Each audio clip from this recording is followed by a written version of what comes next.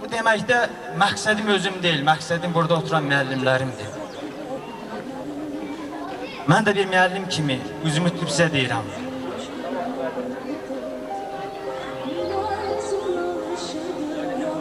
Nizami deyir, elmlə, hünərlə başqa cür heç kəsə üstünlük eləyə bilməz. Sizin orta təhsiliniz qutardı, elminiz qutarmadı. Elm oxumağınız qutarmadı. Siz gərək elm oxumaq təkcə universitetlə, magistratura ilə, doktorantura ilə qurtarmır. Muhammed Peyğəmbər buyurub, beşiyidən qəbrə qədər elm öyrün. Beşiyidən qəbrə qədər bir elm öyrün. Əgər siz elm öyrənsəz, heç vaxt cahil olmazsınız. Heç vaxt sizi idarə edə bilməzlər. Nə fikrinizi, nə cisminizi. Elm bax bu cürdür. Elm bir xəzinədir, bir ummandır. O bir dəniz kimidir, ondan içdikcə yenə də sulayırsın. Mən də istəyirəm ki, arzum budur ki, sizə elmdən əl çəkməyəsiniz. Hala da olsaz, kitab oxuyun, mütaliə edin.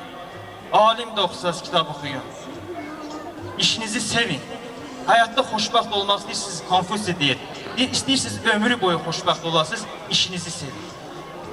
Həyatda nə işlə məşğul olacaqsa, işinizi sevin. Sonunda isə bir şeirlə sizə arzumu bildirmək istəyirəm. Birincilər əlində gül, məzunlarsa sanki bülbül, boğuşacaq bülbüllə gül, sonuncu zəng çalınanda.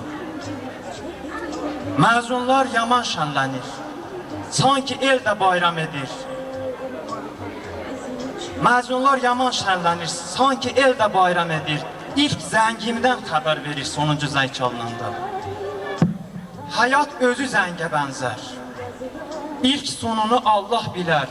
Əməllər bəhrəsin verər sonuncu zəng çalınanda.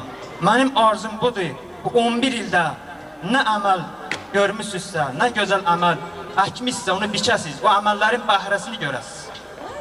Sağ olun, var olun, hamınıza minnətlər. Çox sağ olun Qədir müəllim. İndi isə söz musiqinindir.